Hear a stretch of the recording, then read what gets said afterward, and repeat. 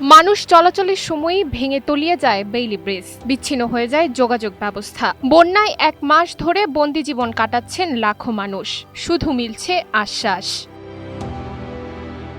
উত্তর বাংলাদেশের সীমান্ত ঘেঁষা শেরপুরে কয়েক সপ্তাহের টানা ভারী বর্ষণ আর উজান থেকে নেমে আসা ঢলে এখন চারদিকে শুধুই হাহাকার। প্রমত্তা নদীর তোড়ে ব্রিজ ভেসে গিয়ে পুরোপুরি বিচ্ছিন্ন হয়ে পড়েছে সড়ক যোগাযোগ। ব্রিজ ভেঙে পড়ায় এখন মূল ভরসা শুধুই ছোট ছোট নৌকা আর ভেলা।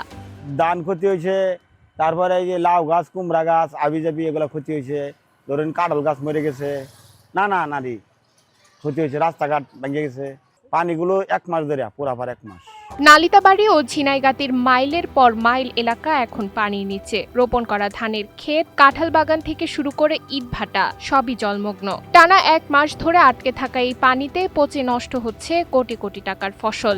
আগামী মৌসুমে বীজ বোনারও কোনো উপায় নেই কৃষকদের। মাস ধরে আর কি এই পানিটা সমস্যা হচ্ছে, যাতায়াতের সমস্যা, মানুষ আসতে যেতে পারে না। ফসলের জমি এখন বর্তমানে ফসল নাই, তবে এই যে বাঁধানোর জন্য জ্বালা ফলাইবে এটা পারতেছে না। দিনের পর দিন পানিবন্দী থাকলেও দুর্যোগ কবলিত এসব মানুষের ভাগ্যে জোটেনি কোনো সরকারি সাহায্য। সড়ক ভেঙে যাতায়াত বন্ধ থাকায় কোনো কাজে বাইরে যাওয়ার উপায় নেই। জেলা প্রশাসক বলছেন, বেইলি ব্রিজটি দ্রুত মেরামতের প্রয়োজনীয় ব্যবস্থা নিতে স্থানীয় সরকার প্রকৌশল অধিদপ্তরকে অনুরোধ জানানো হয়েছে। এই ব্রিজটা হচ্ছে এলজিডির ব্রিজ, এলজিডি করেছিল। তো আমরা এটা হচ্ছে গত বছরও জলোচ্ছ্বাসের সময় এটা ক্ষতিগ্রস্ত হয়েছিল। আমরা এলজিডির এক্সিএন যিনি আছেন তাকে আমি আহ্বান জানিয়েছি যে উনি যেন এটা দ্রুত মেরামত করে দেন। এখন তো একটু পানি আছে, হয়তো পানি শেষ হলে উনি এটা হাত দিবেন আর কি।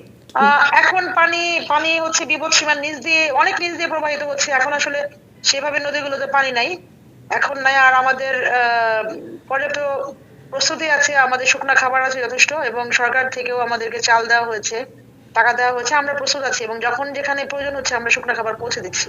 অবিলম্বে ধসে যাওয়া ব্রিজ সংস্কার আর জরুরি ত্রাণ সহায়তা না মিললে উপকূলীয় অঞ্চলের এই দীর্ঘ ভোগান্তি রূপ নিতে পারে আরও বড় মানবিক বিপর্যয়ে, এমনটাই মনে করছেন সচেতন মহল।